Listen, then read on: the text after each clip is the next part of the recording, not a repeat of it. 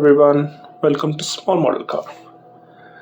Today we have got a 2022 Ford Bronco Sport, and this is a casting which was launched I think last year by Matchbox. They did a different color before and different wheels too, but this one it got my eye.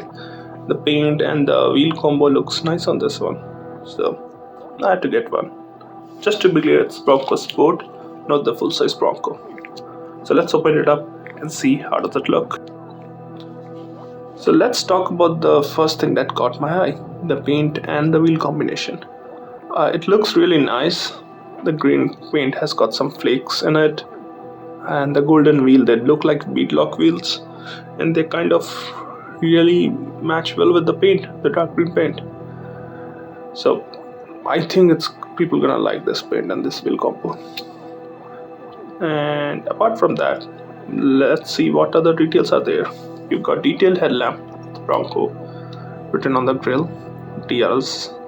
You got both the mirrors, fuel filler cap on the driver's side, detailed tail lamp, Bronco badge, Ford badges in the back.